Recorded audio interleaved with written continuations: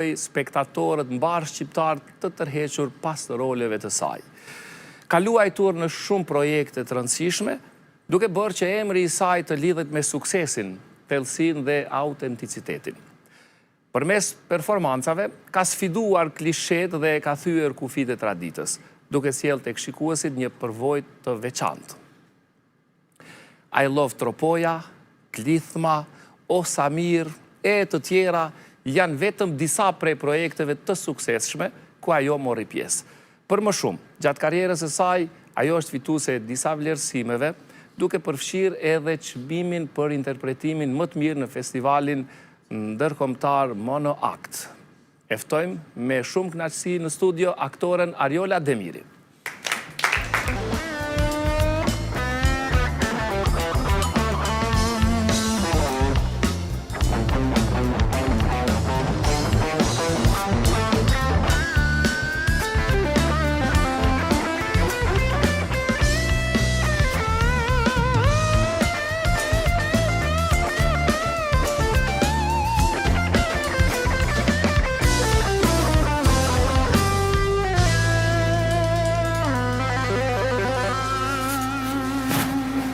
Ariola, mirë mbrëma, mirë se erdhe, kënaqësi që të kam në Libero. Mirë mbrëma, kënaqësia është e gjitha imja. Faleminderit zonjave të hekurta që ke këtu në panel për duar trokitjet e përzemërta. Faleminderit shumë. Me kënaqësi të mirëpresim në Libero, ne kemi një dy të përbashkëta. Në horoskop më duket jemi Virgo. E para. Edhe dyta, opojën e kemi bashkë, sepse ti e tropoja, unë jam opoja. Okej. Si po ndihesh? I kemi tre në fakt të përbashkëta. Hajde na e thuaj tretën. Nëse zgaboj, ti ke 2 vajza dhe 1 djalë? Po. Edhe unë kam 2 vajza dhe 1 djalë. Kjo ma e bukur atë. Faleminderit shumë që je sonte në Libero. Nga ti kemi kërkuar që ti shkruash letër vetës. E vështirë. Si aktore ke lexu tekste e tekste, letra e letra në role, po i ke shkruar vetës ndonjëherë? Asnjëherë, kjo ishte shumë e vështirë, shumë sfiduese. Nisa ta shkruaj ngela. U konsultove me dikënd apo jo? Jo. Vetëm i kam vendosur të më dëgjojnë kur e kam lexuar letrën dje edhe sot. Sepse kisha këtë 4 ditë që kam pas shumë të ngjeshur në Kosovë, edhe ju kam thënë, ju lutem a dëgjoni letrën nëse kam bërë ndonjë gabim, nëse jam e përsëritur, nëse nuk tingëllon mirë, se i mirëpres, kritikat e mira i mirëpres, të këqijat nuk i marr shumë mirë. Virgët nuk pranojnë kritika se janë kritik të më të mëdhej. Do ta nisim me letrën? Me letrën do ta nisim. Me letrën? E sigurt? Sigurt. I lypa që të kishim një muzikë në sfond, se në fakt kjo...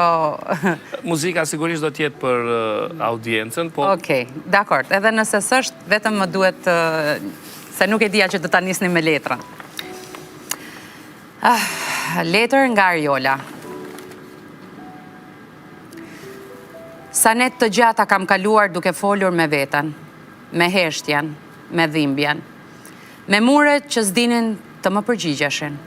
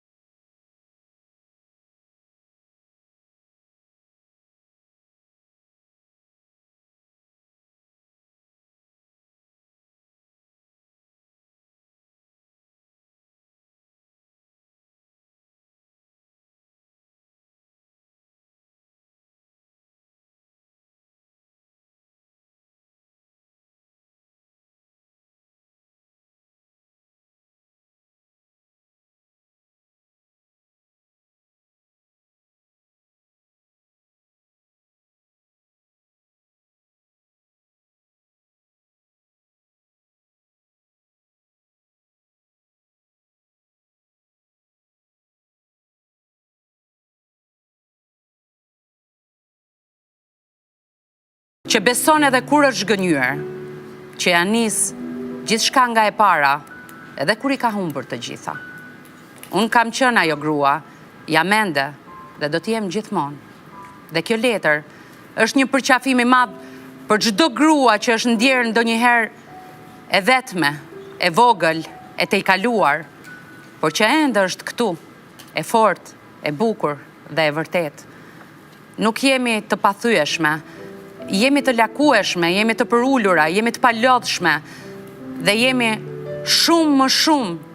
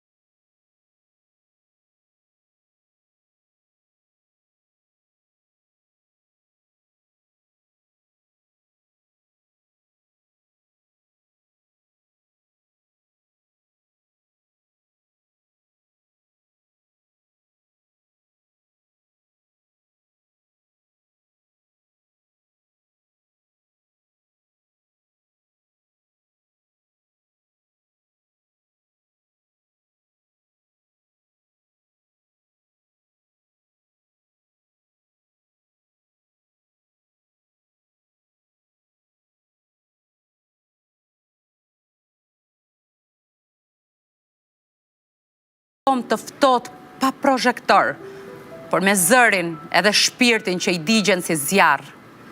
Jam si ajo që s'kishte sken, por e bën të jetën vetë sken, që bën art me duar e këmbë të lodhura, me zemër të përvëluar nga pasione, me sy që nuk harruan kur të ndronin veç se bukur, edhe kur shpresat i kishte si fijen e fundit të shkrepses. Kam luajtur rolin e gruas që priste përgjigje që s'erdhën kurr. Kam qenë në rolin e nënës që fshinte lotët për të mos ja transmetuar fëmijës dhëmbjen. Kam luajtur pa kostum, pa grim, pa skenografi, pa maska, pa sken, por me të vetëm gjë që s'mund të më mungonte, shpirtin. Sepse kjo është gruaja shqiptare. Një nën, një aktore që s'ka nevoj për sken për të shkëlqyer, një nën që s'ka nevoj për duar trukitje për të quajtur heroin, një grua që jeton dramën e saj çdo ditë me përullësi dhe plot krenari.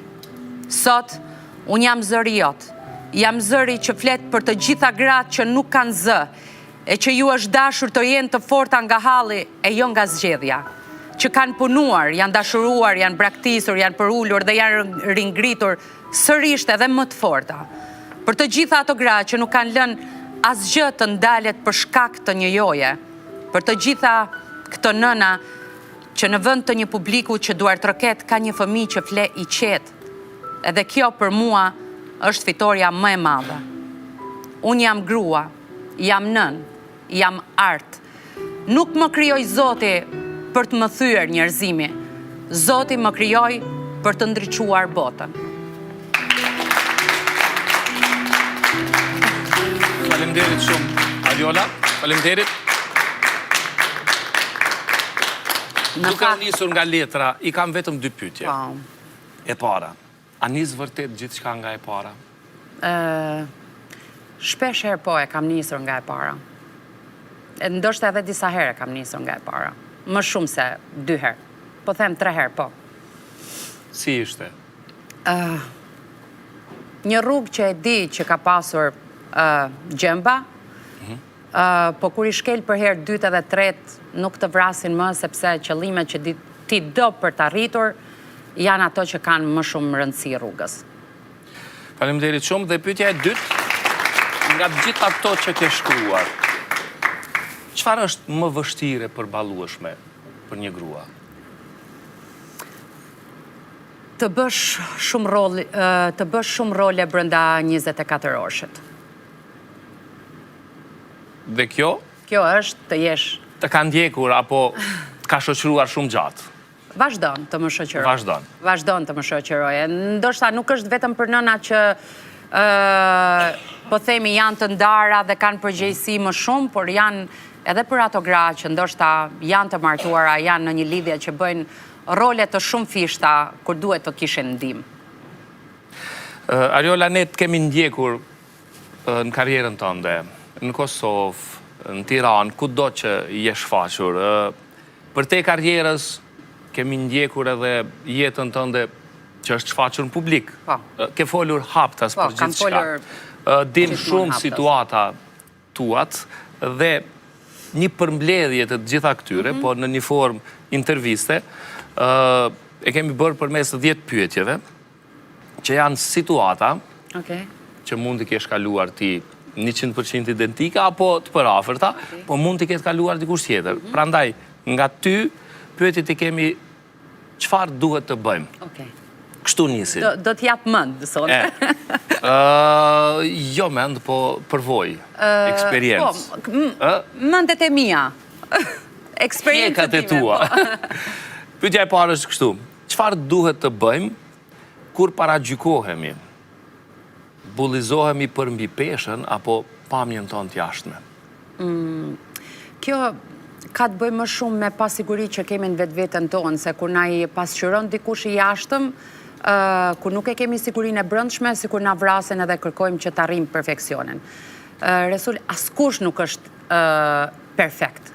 Unë mendoj që ajo që kemi, bota shpirtërore, energjia që kemi, është ajo që ndriçon më shumë se sa sytë e bukur, se sa flokët e bukura, se sa paraqitja e bukur, se sa fiziku I bukur.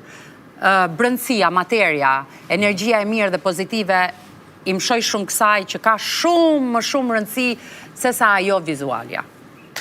Pra këtë të vëmë në pak, kur na bullizojnë ose kur na paragjykojnë? Unë mendoj që çdo kush e di forcat e karakterit dhe duhet bazohemi në atë çka jemi, jo në atë çka dukemi për të tjerat.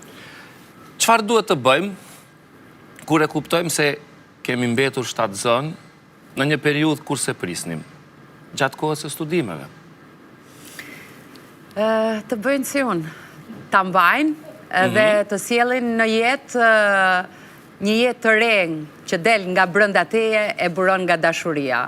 Unë kam sjell një jetë helgën që është burim dashurie, ka ardhur nga një dashuri e madhe dhe ka ardhur pikërisht kur kam qenë studente. Kam qenë e papërgatitur. Dhe kam bërë gjën më të bukur, zgjedhjen më të bukur një jetë që ta mbaja dhe ta sillja në jetë. Dhe sot them çfarë kam bërë për ta merituar këtë fëmijë. Nuk ka vend për dilema. Jo, asnjëherë. Gjëja më e bukur që I ndodh në jetë një gruaje, edhe kur është në momente vështirësie dhe disfate, është që ta bekoj Zoti me emrin nën. Faleminderit shumë. Çfarë duhet të bëjmë kur tradhtohemi nga partneri? Shpesh herë gratë e humbin besimin edhe mendojnë që është faji I tyre. Në fakt, tradhtia vjen si shkak e pasigurisë së këtij partneri që e bën tradhtin. Mendoj që partneri që bën tradhtin është ndihet bosh dhe kërkoj të gjej vazhdimisht dikën që ta vlerësoj. Mendoj që nuk është faji I grave apo I burrave në çdo rast, se nuk janë vetëm gratë ato që tradhtohen, janë edhe burrat. Mendoj që duhet ta lënë këtë lidhje dhe të ecën përpara. Faleminderit shumë. E çfarë duhet të bëjmë kur prindrit janë kundër profesionit që ne e duam? Ka gjithmonë një zgjidhje. Cila është ajo?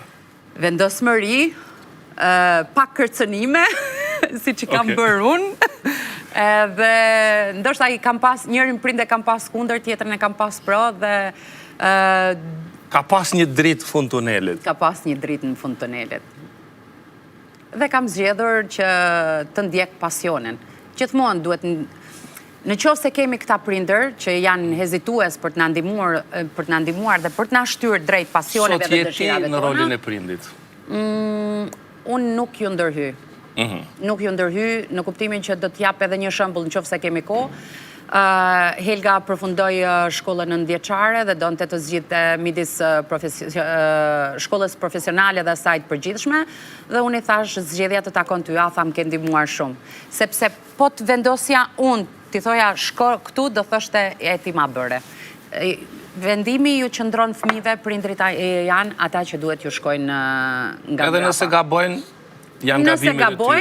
Edhe nëse bëjnë zgjidhjen sa më shpejt i mësojmë fëmijët që duhet të gabojmë dhe të rritemi, aq më të përgjegjshëm edhe aq më të përgatitur dalim në jetë. Do të thënë, nuk na duhen të arrijmë 30 vjetorin që të kuptojmë se kemi bërë gabime, duhet të gabojnë shumë shpejt që të reflektojnë edhe të rriten. Gabimet na rritin. Pyetja e radhës, çfarë duhet bëjmë kur përballemi me një krizë financiare për rritjen e fëmijëve? Këtë e kam të vështirë të përgjigjem. Sepse duke qenë aktore, unë...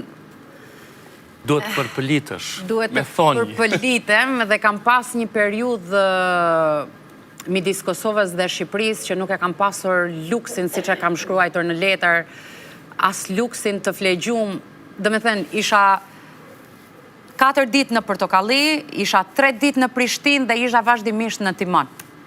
Mbaroja Portokallin diku rreth orës 12, 1:30, merja Timonin dhe udhtoja për në Gjilan 5-6 orë. Arria në mëngjes diku nga ora 6 ose 5 e mëngjesit dhe flija dhe në orën 9 të mëngjesit duhet isha vetëm në prova. Dhe pastaj të hënën duhet të isha në televizion për të përfunduar xhirimet e emisionit. Dhe mbasi mbaron të emisioni isha prap në Timon dhe nuk isha kur pushim. Por e di që e kam bërë me kënaqësi, se kam marrë edhe benefite, edhe frute, edhe ekonomin, por sa është e vështirë dhe e pamundur, gjithçka ka zgjedhja. Gjithçka ka zgjedhja. A duhet durojmë? Duhet durojmë edhe duhet sakrifikojmë. Faleminderit shumë. Çfarë duhet të bëjmë kur kemi xhelozi nga kolegët aktorë të tjerë? Unë e kam hasur jo shpesh, me thënë të vërtetën, dhe me thënë të paktën ballë për ballë nuk ma kanë thënë kur. Mbaj mend që ishte bërë buj nga jashtë për disa kolegë të mi që kisha, që në fakt unë gëzoja respekt për karakteret dhe personazhet e tyre në punë. Unë jam një natyrë që nuk jam xheloze. Tani, ndoshta duket edhe t'inglon klishe, po nuk jam xheloze për njerëz të arritur. Unë jam krenare sepse në rrethin tim shoqëror kam shumë shoqe të arritura. Në profesion edhe në jetë. Dhe jam shumë e lumtur që i kam pjesë të jetës. Frymëzohem nga ato. Dhe mendoj që në tregun tonë të punës të mban puna dhe jo xhelozia. Kërkoj ndjes. Ska lidhje, e përshëndesim. Po, është motra ime. Në tregun e punës të mban vetëm puna, pasioni, dëshira, për qenë pjesë e këtij tregu dhe pastaj të gjitha të tjera ti eliminon koha. Kështu që nuk gjej vend për treguar xhelozi për askënd që është i suksesshëm. Duhet të jenë të gjithë të suksesshmit, duhet të jenë burim frymëzimi se si duhet të punojmë fort edhe të arrijmë aty ku ne e shohim veten. Faleminderit shumë. E çfarë duhet të bëjmë kur dikush tjetër e merr një çmim, të cilin nuk e meriton? Mendon se ti e ke merituar ma tepër. Po mendoj që publiku e di të vërtetën, e njeh dhe ta çmon këtë, edhe pse ti nuk e ke këtë kuror që do duhet të ishte mbi supet apo mbi kokën tënde. Mendoj që meritokracia ka kohë që ka vdekur, ndoshta në vendin tonë, që njerëz të pa merituar fryen, kamuflohen, e bëhen për diçka që nuk janë. Do me thënë, jemi ne që i rrisim disa njerëz, i hiperbolizojmë për një punë shumë të vogël sepse kemi dëshirë t'ju japim atribute që s'ju takojnë atyre, po i takojnë dikuj tjetër. Dhe them që asnjëherë njeriu nuk duhet të thyet nga këto vendime që marrin dikush për arsye simpatia apo për interesa personale. Faleminderit shumë. Përsëri, çfarë duhet të bëjmë kur i gjithë farefisi dhe shoqëria janë kundër teje vetëm pse e ke bërë një puthje skenike? Çfarë duhet bëjmë? Është profesion. Karakteri dhe... Je keq kuptuar? Jo, karakteri dhe... Sepse publiku shpeshherë ngatron personazhin në të cilin ti po luan në një film, në një serial, në një pjesë teatrore. Nuk janë unë. Nuk janë unë, nuk është karakteri im, dhe çdo kush që më njeh dhe edhe aty që unë kam folur për jetën time pa doreza, me sinqeritet, dhe njerëzit që më njohin e din që unë nuk kam maska, e din që unë nuk përdori, po them, perde për të mbuluar. Roli është rol, skenari është skenar, prandaj është profesioni aktorit një ndër 5 profesionet më të vështira në botë. Nuk e bën do kush do profesion, është e vështirë të puthësh dikë që nuk ndjen për të, po themi në rol. Është e vështirë kur ti nuk ke kimi me një person, kur këtë person e njeh për herë të parë dhe duhet bashkëpunosh dhe duhet ta puthësh. Kështu që duhet ta dinë të gjithë, jo vetëm farefisi, por edhe e gjithë media, edhe publiku që është shumë e vështirë të puthesh dhe të bësh sikur ndjen për një person që faktikisht nuk ndjen asgjë. Ama i kushëriri atje nuk e ka këtë gajle. Edhe unë se kam gajle hiç. Ai e ka gajle tjetër dhe pse u puth Ariola. Edhe unë se kam gajle hiç, për sa kohë që faturat e mia i paguaj vet nga profesioni im, kushëriri të paguaj ato të Ka fundi janë pyetjet më të vështira, kështu që ta kesh parasysh. Çfarë duhet të bëjmë kur fëmijët nuk e pranojnë një partner të ri në jetën e nënës pas ndarjes nga babai? Me këtë nuk jam përballur personalisht. Domethënë janë bërë 12 vite që jam ndarë dhe nuk e kam marrë këtë hap që unë t'ju prezantoj fëmijëve një partner të ri. Nuk e di se si do reagojnë, se nuk e kam provuar. Nuk e ke biseduar kur? Jo, e kemi biseduar, bisedojmë shpesh se ne jemi një familje shumë hapur në këto biseda. Unë bisedoj edhe kam pranuar që bisedoj hapur mbi çdo lloj teme të mundshme jetësore me fëmijët e mi. Pas skema pa doreza, Cili është reagimi i tyre hipotetik? Mendoj që do ndjenin pak xhelozi, se ata janë xheloza kundrejt njëri tjetrit, e imagjino kundrejt një partneri. Por mendoj që në qoftë se do ndodhe dhe do gjej një partner jete, dhe kur t'ja u prezantoj, mendoj që ata do kenë gjetë partnerët e tyre dhe do të mirë kuptojnë plotësisht, mendoj. Faleminderit shumë. Pra gjithçka të bëhet natyrshëm dhe përmes komunikimit dhe fjalëve. E kam shprehë që dua që rritjen, adoleshencën ta kalojnë në mënyrën më qetë mundshme dhe mos jem unë problemi që ju sjell edhe një problem në jetë, sepse nuk e kanë të lehtë, nuk e kanë pasur të lehtë ndarjen tonë.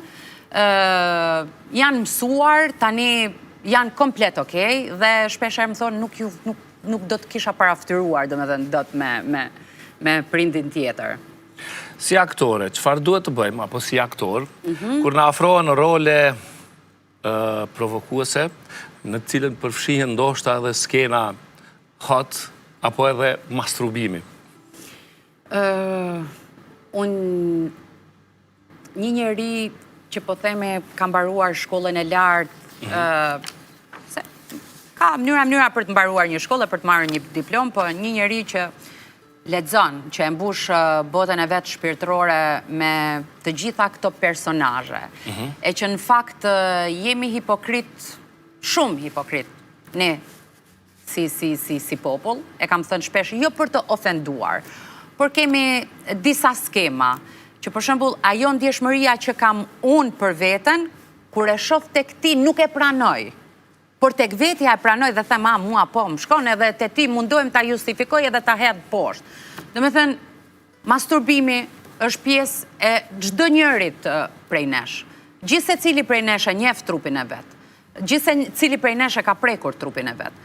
Nuk është turp të dalësh dhe të flasësh për gjëra që realisht janë në jetë, për gjëra që realisht japin mesazhe dhe janë përtej asaj që janë prekja fizike, apo një orgazm e shtirur, apo një orgazm e përfituar nga dashuria me vetveten. Do të thënë, duhet jemi transparent, mos jemi kaq hipokrit edhe mos të pranojmë që të gjitha këto ngjarje ndodhin që nga adoleshenca e derisa vdesim. Pjesa intime, pjesa e dashurisë, pjesa e vetprekjes, janë pjesë shumë të bukura dhe ne mundohemi t'i shtirim për gjëra të turpshme, për gjëra të pavlera, gjë që nuk është e vërtetë. Të gjithë vdesin për dashuri, të gjithë vdesin për pasion, të gjithë vdesin për partnerin ideal dhe për atë dashurinë e zjarr që mund të ndodhin midis partnerëve. Pse duhet të jemi hipokrit dhe mos pranojmë skena dhe vepra dhe monodrama të cilat sjellin mesazhe të forta dhe që janë shkruar për një publik shqiptar, siç ka shkruar Ridvan Dibra për dashuritë e Virgjëreshës Madalen, ku edhe flitet për masturbimin. Faleminderit shumë, Ariola, për përgjigjet. Faleminderit shumë. Se mos të bëra shumë dramatike se nga... Jo, jeni shumë pasionante, kështu që e kuptojmë, ju njohim. Do të kalojmë në një moment tjetër. Kam në dorë një letër. Ta lexojon. Okej. Nga kush është? Jo, nuk e di. Nuk e di.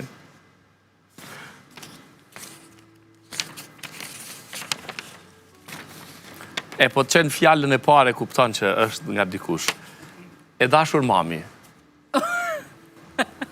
Jo.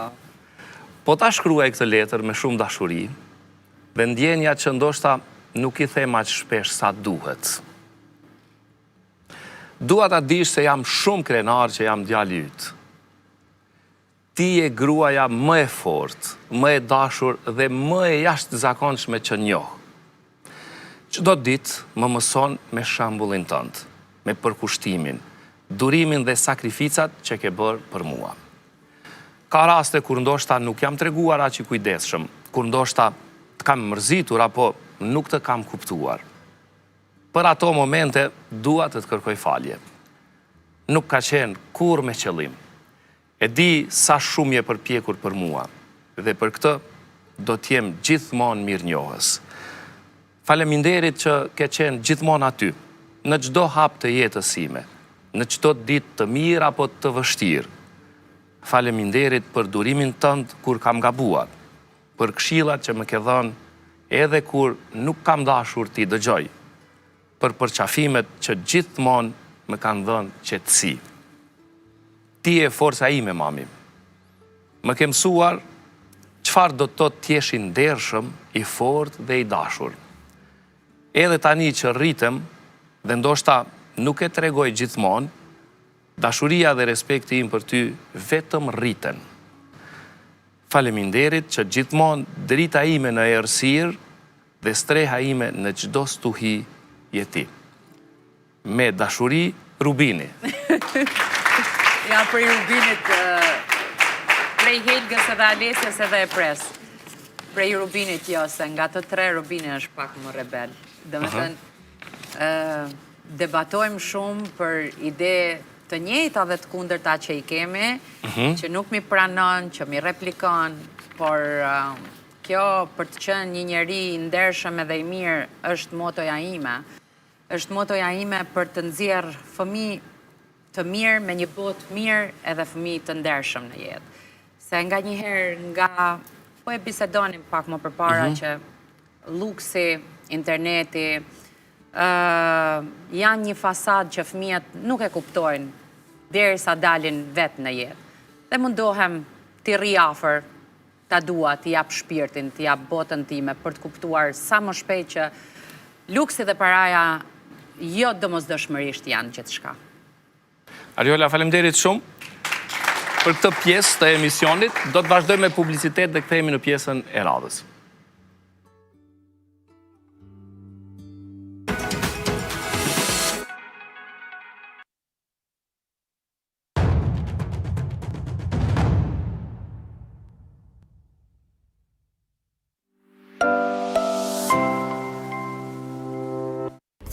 Hej, këshër këtu, i pjekën skar, juicy, e me buka lama të but.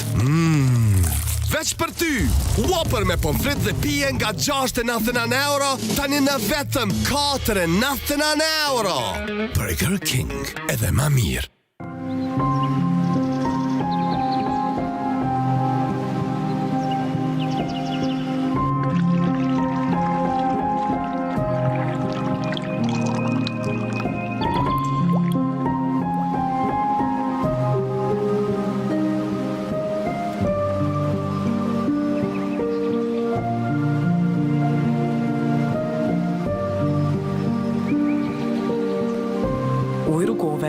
Pifshi për shnep.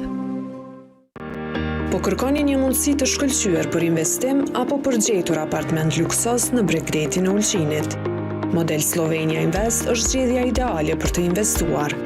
Banesat tona janë të pozicionuara në lokacione të shkëlqyera në Ulqin, afër qendrës historike të qytetit, tek bulevardi Teuta, si dhe me pamje nga valët e detit Adriatik tek kompleksi Sunrise në Meteris, mbi kalan e Ulqinit, një nga atraksionet më të famshme dhe historike të qytetit.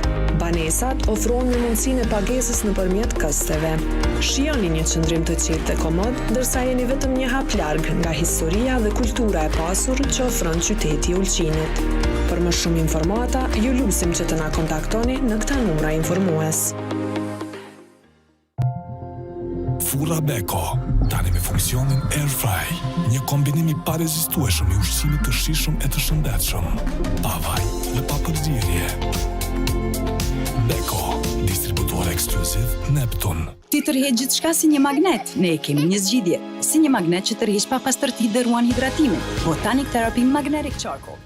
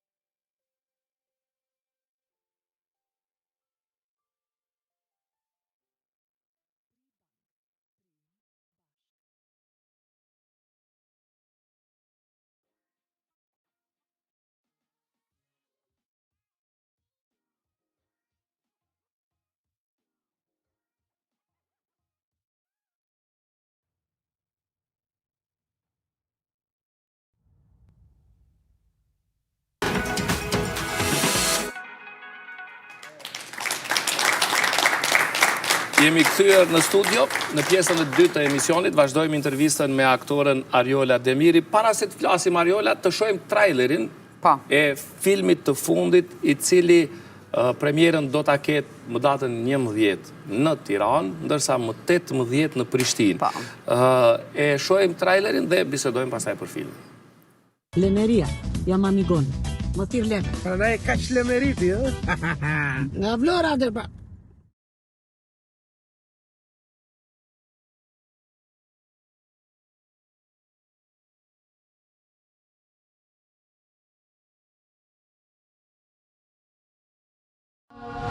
Është e sigur që është e virgjër kjo çupa apo vim kotne? E virgjër me kontemosh me dokumenta. Sa të virgjër e konsideron veten. Do të mbysh. Qyqa. Unë jam fansja juaj më e zjarrt.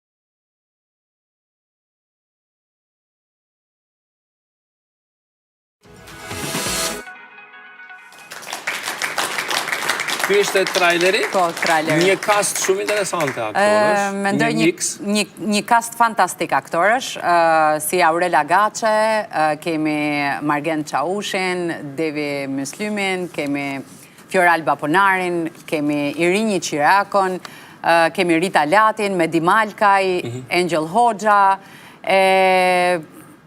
plot të tjerë nëse harroj të përmend dikë, por është një cast shumë interesant aktorësh që kanë bërë namen. Luli dhe Goni Lemës. Luli dhe Goni Lemës. Me datën 18 prill për publikun e Kosovës. Në të gjitha kinemat. Roli im është me det kushëriri. Kushëri mos e shiko. Kushëriri infrakt.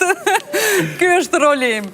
Nuk më kanë lënë shumë për ta zbuluar, e di që jam një div, e di që kam emrin Samantha, të tjerat mos mi kërkoni, por të shkojmë ta shikojmë në kinema dhe mezi po pres. Sfidues si rol? Ka qenë shumë sfidues. Është një nga rolet më sfiduese si karakter që kam pasur. Për shkak edhe të vështirësisë profesionale, le ta themi këtë,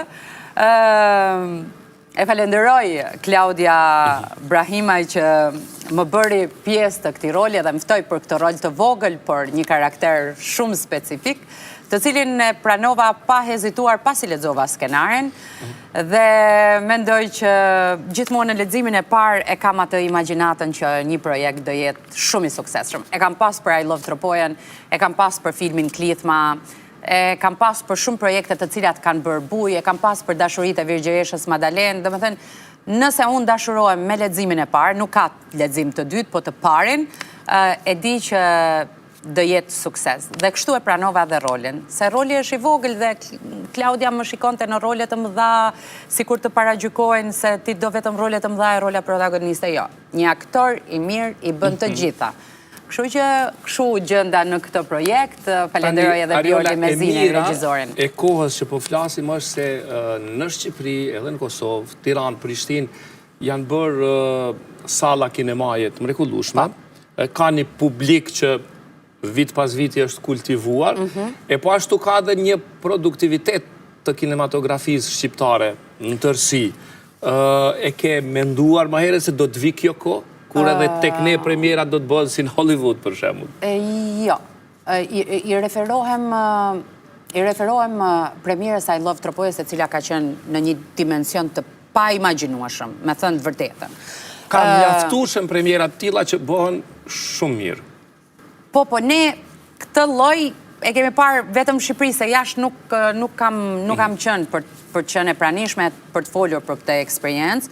Por mbaj mend që premiera, turi ka qenë i jashtëzakonshëm përtej imagjinatës time. Nuk e kam menduar që do jem kjo që jam, nuk e kam menduar që do të kem këtë famë që kam. Kam menduar që shpirtin ma mbush vetëm duartrokitja e publikut, e ndoshta për një periudhë shumë të gjatë, që fëmijë kur flisja me veten, duartrokisja dhe imagjinoja duartrokitjet e publikut për emrin tim. Nuk e kam imagjinuar të jem kjo që jam, edhe të gjendem në këtë periudhë që ka produktivitet në kinema, por nuk është edhe në fazën më të mirë të saj, kinemaja Shqipëri dhe Kosovë.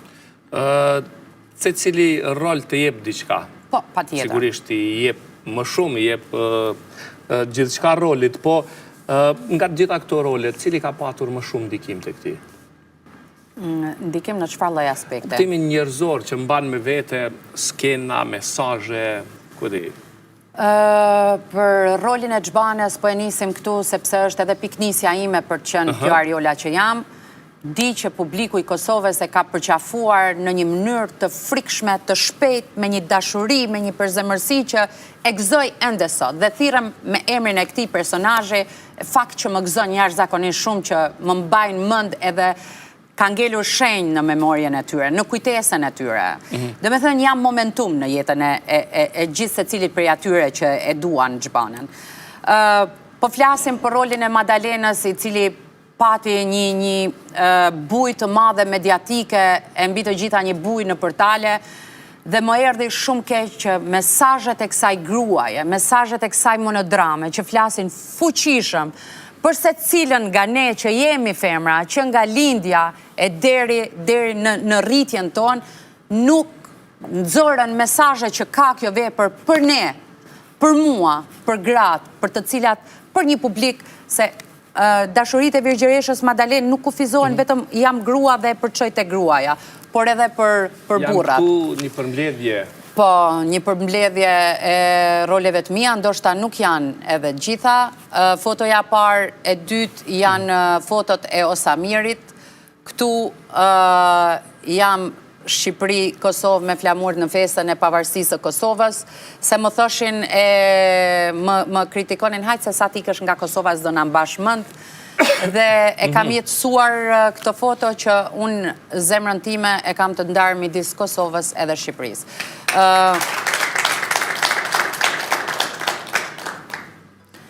Jam në filmin Klithma, ku luaj një rol si protagoniste bashkë me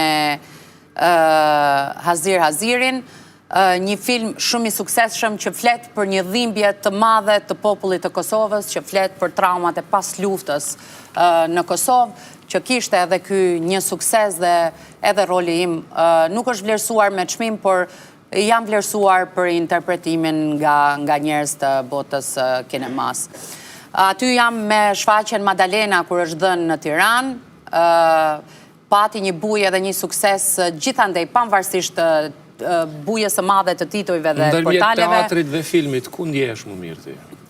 Filmi është një gjë që kalon shpejt edhe emocionet i ndjen vetëm ditën e premierës kur publiku duar troket, apo po them që për I Love Tropojen vazhdoj akoma sot mbas 5 vitesh të marr mesazhe e të më pyesin ku mund ta shohin, ju ka pëlqyer shumë roli im aty. Tani në teatr është ajo që ka një motor, ka një energji tjetër teatri për aktorin. Ka një përjetim tjetër. Ka një përjetim tjetër që është, ka një ngarkesë dhe një peshë shumë më të rëndë. Faleminderit shumë, do të kalojmë tek një grup me fotografi tjera, me shumë miq, bashkëpunëtor. Po, është Portokallia, është po. Atëherë, do zgjedh foton e parë, që është Adriana dhe jemi në Samir, ku edhe filluam të shoqëroheshim. Fotoja e dytë është me ekipin, jemi tek filmi Klithma, Kora Blecaj, edhe pjesëmarrësit në këtë film bashkë me Diopin. Bujar Asjeriu kemi pasur një rol si dashnore dhe burre grua në filmin Njerka. Jam me bashkëpunëtorin tim, me kolegun tim më të dashur, me mikun, shokun, njeriun që i besoj kritikën dhe çdo gjë Ben Apollonin. I Love Tropoja, Mermalin, Irgenin edhe Encën. Një prodhim që e kam bërë në RTK të dashur fëmijë. Fotoja e dytë është Gjergji Bujarit tek filmi po, dhe dua të vlerësoj foton ku jam me Ridvan Dibrën, sepse është një nga shkrimtarët më të mirë, më të vërtetë dhe më të pastër që kemi, bashkë me Ben Apollonin dhe me grupin e filmit Klithma. Okej. E përmende Ben Apollonin, Po. me fjalët më të mira. Po. Të shohim se çfarë ka thënë Beni për ty. E kemi një video. E di çfarë thot Beni për mua gjithmonë. Okej. nuk kemi zë. Që e zëri? Në kohën kur kemi punu monodramën Dashuritë e Virgjëreshës Madalen, ajo vazhdimisht përsëriste, thoshte që dua ta fitoj një çmim para se t'i bëj 35 vjet. Edhe çmimin pasi e bëm premierën e prezantuam në festivalin Monoakt, ajo aty fitoi çmimin si aktoria më e mirë, domethënë një konkurrencë ndërkombëtare dhe ajo gëzoi shumë edhe unë gëzova shumë. Por tani dua ta pyes Ariolën se aja ke qitë vetës një cak se e di që dëshiron të fitosh edhe çmimin Oscar, por kur e ke vendos si datë, si mosh? Na tregot lutem. More ben. More ben. E fitova atë çmimin? Po. Po, tani pyetja ishte për çmimin Oscar. Kjo ishte, shiko, se nisi, sinqerisht, kur i thret edhe lëshon një energji të sinqert, universi të dëgjon. E nisëm shfaqe nga shtatori e me zi e nëzora premierën sepse doja kohën time. Monodrama është pa diskutim një zhanër shumë i vështirë. Është peshë që duhet ta mbaj aktori për 1 orë e gjys në skenë dhe kam punuar me orë të së gjatura nga ora 8 e mëngjesit deri në 12 natës, sa e përzeja dhe benin fare, i thosha ik se po më shkon nervave, më le vetëm. Edhe pastaj i thosha, o jetën ma ke nxit, dua të fitoj me këtë monodram një çmim. Dua të fitoj një çmim përpara se të bëhem 35 vjeç se lash nam. Unë në fakt s'kisha shumë 2 vite e gjys që kisha nisur edhe isha rikthyer në profesion. Dhe mbas një farë periudhë kohë më thot, është festivali Monoakt me monodrama, është ndërkombëtar dhe a do të marrim pjesë. Ndërkohë po punonim një shfaqje tjetër në Ferizaj, e cila ishte po aq e suksesshme. Dhe i them, po marrim pjesë, shkojmë hajt, dale aktrojon aty, bëj namin me shpirt, me pasion, me gjitha dhe kur shkojmë në pej për të ndjekur natën finale edhe për duar trokitur ata që kishin fituar çmimet, dhe isha me një sportivitet madh, jo që se prisja, po as nuk e kisha menduar, përtej se e kisha thirrur, nuk e kisha menduar. Dhe thrasen emrin Ariola Demir. Dhe kthehem shoh Benin, I kishe bërë 35 ajo? Jo. Jo, domethënë e ke arrit, kjo me rëndësi. Ishte qershor dhe 35 i bëja në shtator. Dhe kthehemi të Beni, apo tallen me mu dhe unë që kthehem e shoh, ja, mëse s'ka mundësi edhe rria. Po, Ariola Demir dhe unë që zbres shkallët edhe shkoj si njeri impir. Nuk e prisja, më gëzon shumë fakti që me Dashuritë e Virgjëreshës Madalen edhe sidomos me Benin e fituam këtë çmim, se ky çmim i shkon po aq shumë edhe Benit sa edhe mua, e kam të ndarë bashkarisht për punën edhe për Ridvan Dibrën, sigurisht sepse po mos ta kishte shkruar ai, nuk do ta kishim fituar këtë monodram.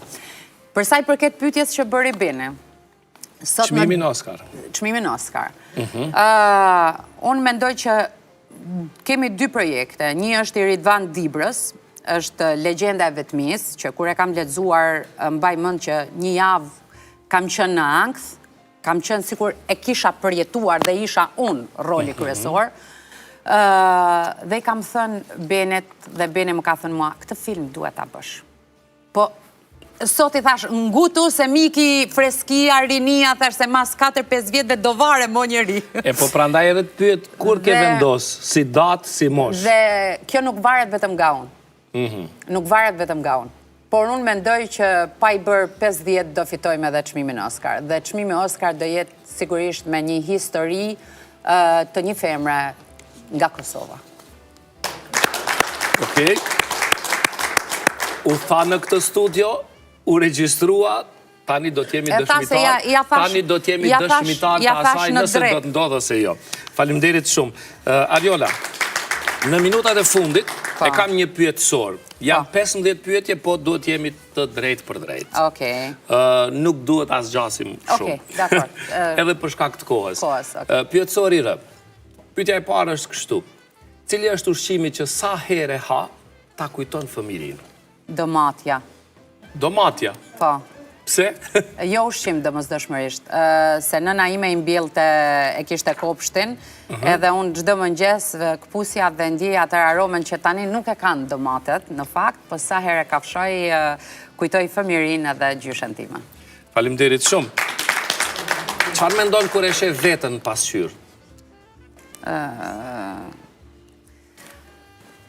Shof akoma Ariolën e vogël. Ariolën e vogël. Po, shof akoma Ariolën e vogël. Mendoj që jam e lidhur shumë me fëmirin, edhe akoma jam peng i fëmiris. Cila është kafsha nga e cila friksohesh më shumë ti? Nuk ka asnjë kafshë që më Nuk ka? frikson. Ja. Okej. Çka mendon se ndodh me ne kur vdesim?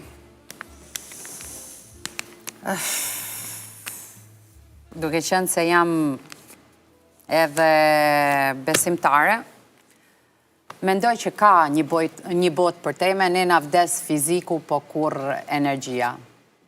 Transportohemi dhe mund të jetojmë po në parajs, në ferr ose në burgator. Faleminderit shumë. Nëse nuk do të ekzistonte seksi, Po, a mendon se do të ekzistonte dashuria? jo. Dashuria pas seksin nuk ekzistojnë. Faleminderit shumë. Nëse po flasim në një raport intim, Për atë, po. sepse pastaj format të Dashuria tjera pas seksin ekziston. nuk ekziston. Ku mendon se shkon një mendim kur harrohet? Në një folder që mbyllet edhe duhet të ndodhi diçka tragjike dhe jo domosdoshmërisht tragjike që ta hap këtë folder. Okej, faleminderit shumë për përgjigjen. Në koshiencën tonë. Nën vetdijen tonë. Po, Film apo serial? film. Pse? Po, filmat artistik janë pashaporta më e mirë e një shteti. Po flasim për film që udhton në festivale, që udhton në përbot, pse jo që të marrë pjesë në çmimet Oscar e më Okej. Aroma jote e preferuar? E nënës dhe fëmijëve të mi. Nuk i ndaj. Nëse do të duhej patjetër një udhtim drejt së ardhmës apo drejt së shkuarës? Drejt së shkuarës. Pra mrapa? Mrapa. Pse? Për të takuar gjyshen time edhe njerëzit që nuk i kam më. Faleminderit shumë. Nëse në këtë moment të jetës që je tani, takon dikë që po ndihet krejtësisht si ti, çfarë do t'i thoje? Po çfarë do t'i thoja? Do t'i thoja që jeta është e bukur, me të gjitha ngjyrat që ka, dhe ja vlen të jetohet, qoftë ajo kur ke rënje, kur ke ngritje, kur ke suksese. Të gjitha ngjyrat na bëjnë këta njerëz që jemi, edhe eksperienca jetësore është ajo që na diferencon për njëri tjetrit, në kuptimin që disa njerëz, po themi, jemi paralelisht në një vuajtje, unë dhe ky personi që kam përballë, që mund të jetë jo domosdoshmërisht vetëm femër, por edhe mashkull, dhe po ecim në këtë linjë paralele që ka rrëzim, dhe kur i ngrihemi, ky njeriu ka marrë këtë brengën dhe është transformuar në një njeri të ligë. Unë zgjedh që të lë të ligën pas e të marrë vetëm të mirat nga çdo eksperiencë e mundshme që kam pasur dhe të jem njeriu më i mirë dhe versioni më i mirë i një njeriu të mirë për veten time. Faleminderit shumë. Ariola, qent apo macet?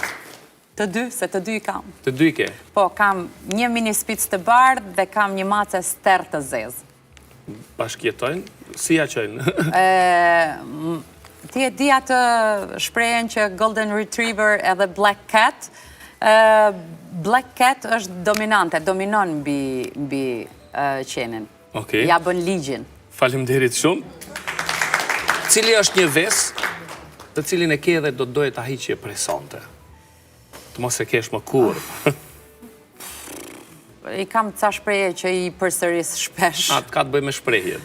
Shpreje vese, ndoshta cigarja është vese më i keq që kam. Ky është vese më i keq, se do ta pranoj absolutisht nëse do ishte alkooli, droga, apo whatever, ndonjë varësi, por vese më i keq që kam është thjesht cigarja. E ke lënë ndonjëherë, ke provu? E kam lënë disa herë, me kora të gjata. Se thonë është lehtë me lënë, po pastaj me mbajtër është vështirë. Faleminderit që mu nuk e di këto. Ëndra më e çuditshme që e ke parë.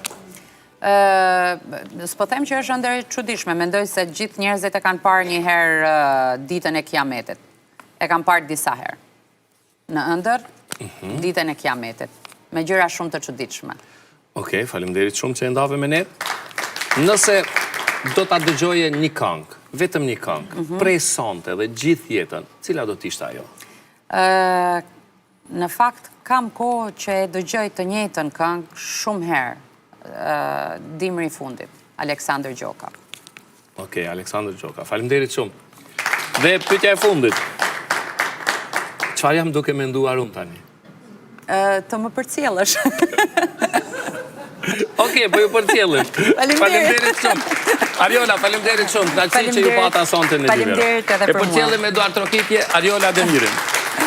Kënaqësi. Natën e mirë. Gjithë të mirë. Shumë kënaqësi. Faleminderit.